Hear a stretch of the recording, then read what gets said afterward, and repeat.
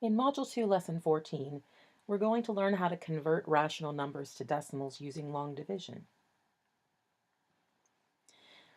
So to begin example 1, we're going to explore whether all rational numbers can be written as decimals.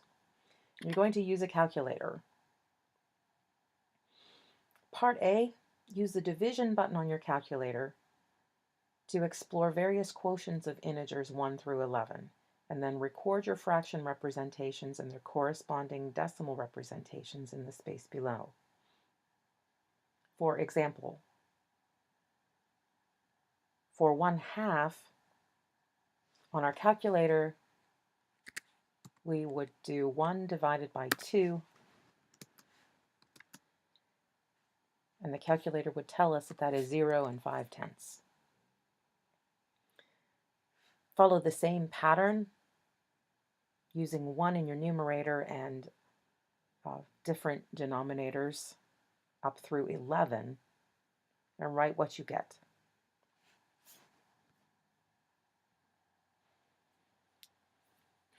To review, on your calculator, you should have found 1/2 is 5/10. When you divided 1 by 3 for 1/3, you would have gotten 0.3333, as many digits as your calculator will actually hold. And that's considered a repeating pattern. This would go on forever if we did this by hand. 1/4 would have given you 25 hundredths. 1/5 would have given you 2/10. 1/6 would have given you 0.16, and the sixes would have repeated, but on your calculator, the last digit would have shown as a 7. The reason your calculator is showing that last digit as a 7 is it knows that the next digit will be a 6, and it is rounding to the last position that it can print for you on its screen. Please keep that in mind. When you see a repeating pattern and the last digit is not the same, it would be because it is a repeating pattern that is being rounded in the last digit. 1/7 on your calculator will show 0.1428571428, and depending on the size of your calculator, you may have all of these digits or not. But we can see that the repeating pattern starts at 1428. So when we see those digits repeating again in that pattern, we know that it's a repeating decimal. Again, depending on how many digits you have on your calculator screen, you may have some rounding on your last digit. So you may see the last digit is slightly different. For example, if your calculator ended in this place value position where the 2 is, then it may have been rounded to a 3 based on the fact that the next digit would be an 8. Please keep that in mind when you're reading your calculator. 1/8 would give you 125 thousandths. 1/9 would have shown 0.1, repeating, and when you round this, because 1 is less than 5, the last digit would not change. So notice in 1/3, 1/9, those last digits on your calculator will actually be the same because the digit that follows is less than 5. So your calculator is correctly rounding. 1/10 would show as 0.1, and finally 1/11 would show as 0.090909, etc., keeping in mind the rounding rules of your calculator. The two types of decimals that we see then are what we call terminating, and those are the ones that actually end, and repeating.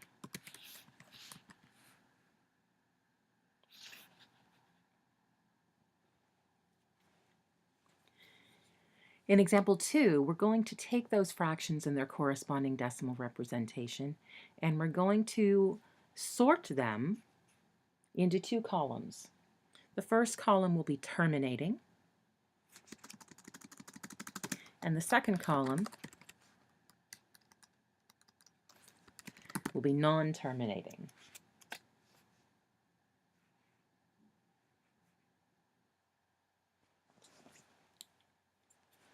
In looking at our sorted fractions and corresponding decimals, we want to look at what the fractions have in common that are terminating.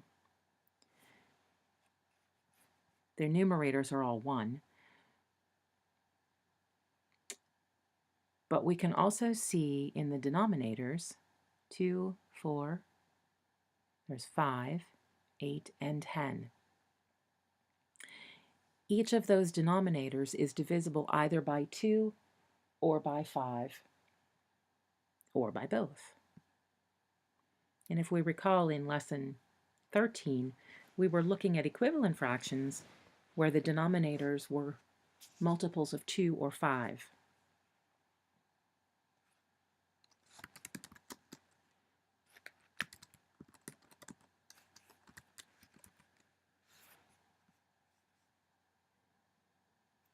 And when we look at the non-terminating decimals,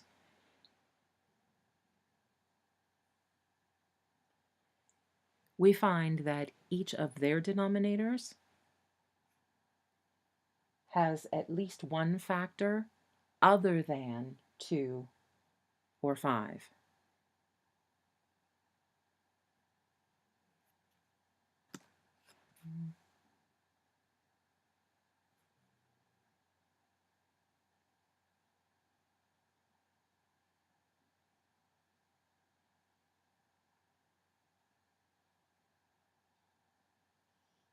In example 3, we'll convert rational numbers to decimals using long division. An algorithm, remember, is a pattern of solving a math problem. It's the accepted pattern to follow. So the long division algorithm is the pattern of solving long division problems that we learned in elementary school. To find the decimal value of -3/4, we're going to divide the absolute values of these numbers, and then the answer will be negative because we have a negative in front of our fraction.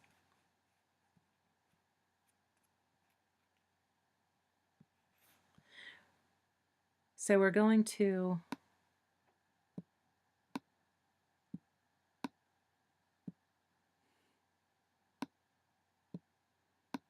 put our 3 inside the box and our 4 outside the box. And knowing that 4 does not go into 3, we'll add a decimal point, and we'll start by adding 1 0.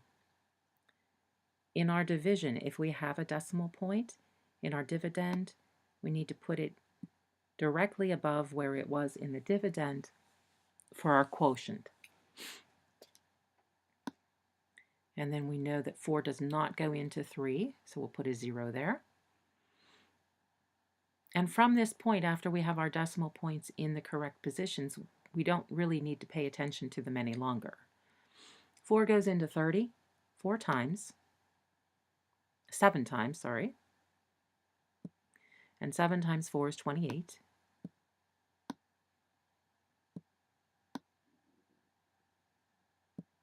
And then 30 minus 28 is 2.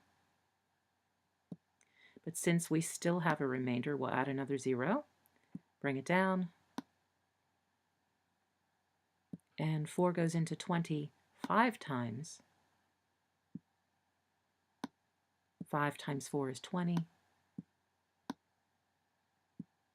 with a remainder of 0. When we are using the long division algorithm, we need to continue to divide until we find a terminating decimal or a repeating pattern. So the decimal value of -3/4 is -0 75/100.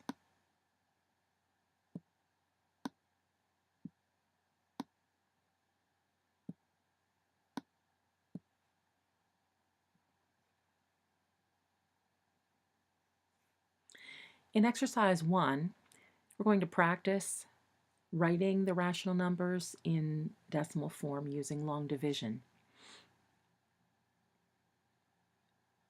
If you need graph paper to do this, to line up your decimal positions, please use the graph paper rather than making mistakes. Numerator always goes inside the box. The denominator is always the divisor, the part that's outside the box. We know that 8 does not go into 7, so we'll add the decimal point and start with 1, 0. Don't forget, put your decimal point directly above in the quotient. And we know that 8 does not go into 7 at all. And 8 goes into 70 8 times, which is 64. And a remainder of 6.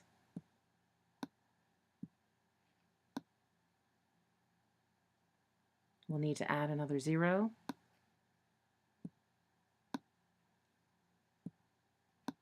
Eight goes into 60 7 times, which is 56.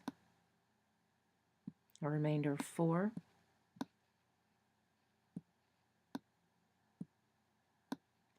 Add another 0.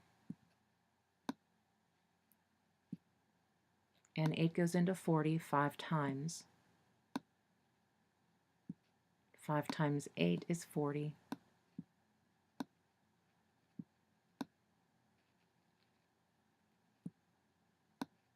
And no remainder.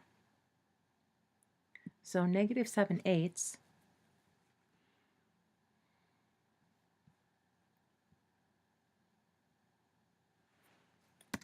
as a decimal is negative 875 thousandths.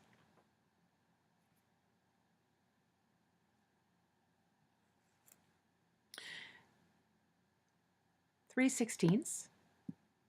We'd put our 3 inside the box as the dividend, and our 16 outside the box, which is our divisor. We need to add a decimal point and a 0 to start. Make sure you put your decimal point in your quotient as well. 16 does not go into 3, but it does go into 30 one time, which is 32. Which is 16. 30 minus 16 is 14, and we'll add another 0. 16 goes into 140 8 times, which is 128.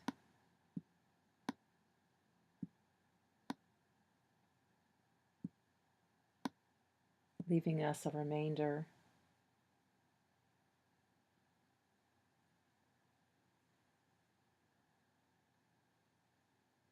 of 12.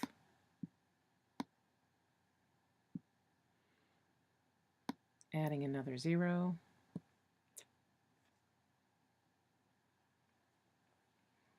16 goes into 120 7 times, which is 112, and a remainder of 8.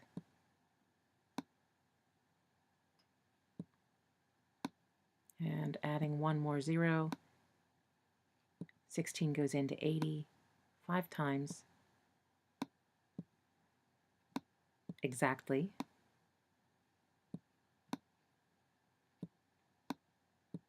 And once we have a remainder of 0, we have our final answer. 3/16 is 0 and 1,875 ten thousandths.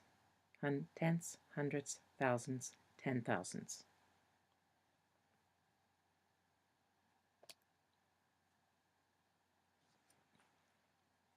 Next, we'll use long division to find the decimal representation of 1/3. This problem should be a little familiar to you because earlier in our lesson, we found the decimal representation of 1/3 was 0.3 repeating. We want to prove it with the long division, however. So we'll add a decimal point and a 0 to start, knowing that 3 does not go into 1, but it does go into 10 3 times, which is 9, and a remainder of 1. Add another 0, and 3 goes into 10 3 times, which is 9, and a remainder of 1. At this point, we hopefully can see the repeating pattern. Each time, we end up with a remainder of 1. We add the 0 and we divide, and it is the same. Once we find the repeating pattern, we don't need to continue to do the long division. We are going to, however, represent this number a little differently. We're going to express this answer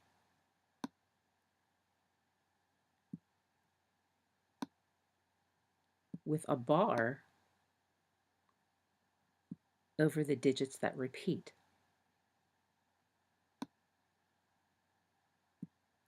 So 1/3 as a decimal is 0 and 3 repeating forever. 3/10 repeated, but it's not 3/10. Make sure when you write this representation that you put the bar over the 3. 0.3 repeating is literally 0.333333333 forever. It is not 0.3, which is 3/10. There's a difference between the two. Make sure you represent it correctly.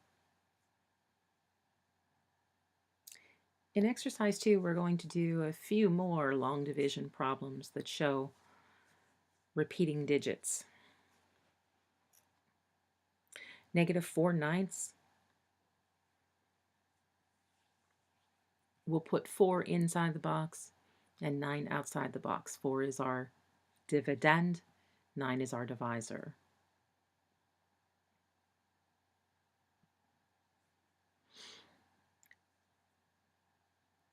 So we find that there is a repeating remainder of 4, and 4/9 is 0.444, which will continue to repeat forever. So we would then write our answer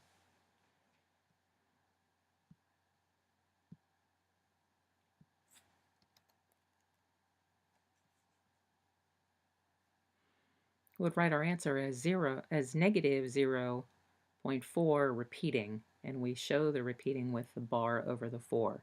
Make sure you include that bar because it is not the same as 4/10. Question B, -1/11. When we do the division, we find the repeating pattern, 0.090909, and we can see that we continue to get the same remainders each time. And when we write that answer then, we would write it as -0.09, and our repeating bar will have to go over both digits 0 and 9 because the repeating pattern is 0/9.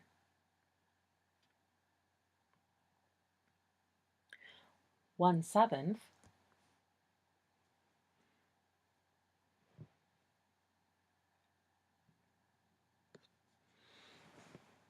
is a much longer division problem, but our repeating pattern is 0.142857, and then we see that the repeating digits begin again.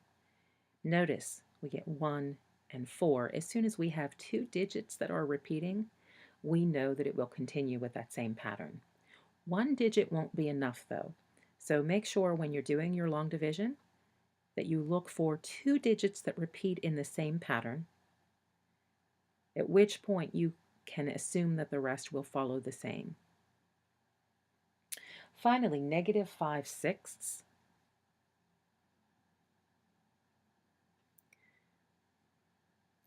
begins with an 8 in the tens position and then has a repeating digit of 3 that goes on forever. Only the digit that repeats should have a bar over top of it. So our final answer is -0 and 8, 3 repeating. And notice my bar is only over the 3.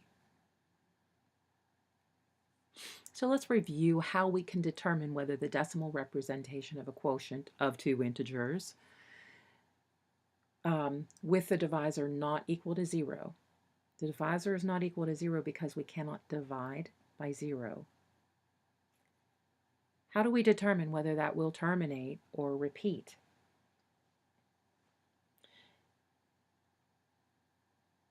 In the division algorithm, if the remainder is 0, then the algorithm terminates, resulting in a terminating decimal. In other words, if your remainder ends up 0, let's look back at what we're talking about.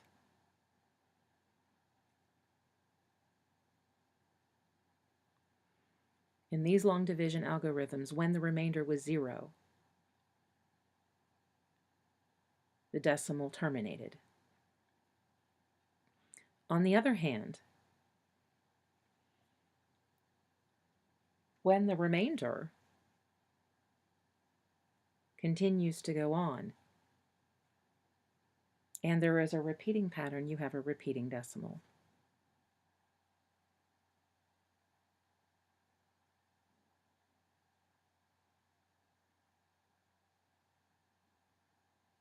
In our final example, we'll take some word problems and set those up and solve them.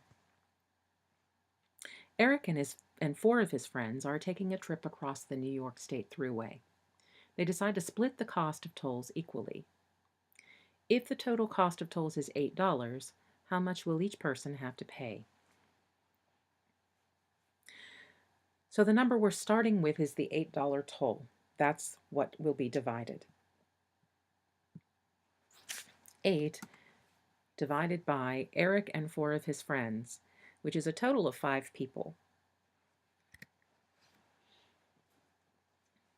So we have 8 divided by 5. And if we use our long division algorithm, we would have 8 as our dividend inside the box and 5 outside. We'll need 5 goes into 8 one time, which is 5, and a remainder of 3. But since there is a non-zero remainder, we'll have to add a decimal point and a 0. Don't forget to drag your decimal point up into your quotient before you forget about it. Bring the 0 down, and 5 goes into 36 times. So we find that each person will need to pay $1.60. This is money, so 6/10 won't do too much for us. $1.60 for each person. Question B. Just before leaving on the trip, 2 of Eric's friends have an family emergency and cannot go. What is each person's share of the $8 tolls now? So now we have our dividend of 8. The toll doesn't change just because you have fewer people in your car. And now, instead of the 5 people, we have 5 minus 2, the 2 friends who couldn't come, and that's 3. 3 goes into 8 twice, which is 6, and a remainder of 2. Add the decimal point and 0,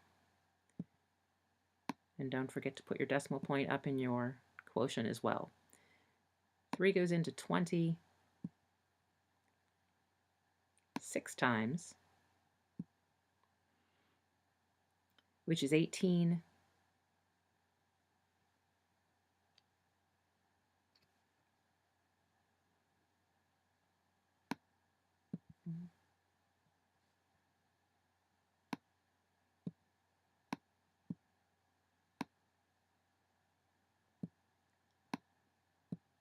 which is 18, and a remainder of 2. We know then that this pattern is going to repeat because we just had a remainder of 2. If we add another 0 and we divide again, we would get another 6, which is 18, and when we subtract, we'll get another remainder of 2. So we see then that we have a repeating pattern, 2.6 repeating. But in this example, this real-life example, we have to have a real answer.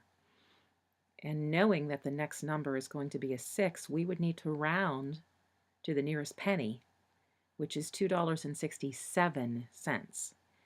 That way, each person is paying their fair share. Although there will be a penny or 2 extra, we need to have at least enough to pay the tolls. So our final answer then is $2.67 for each person.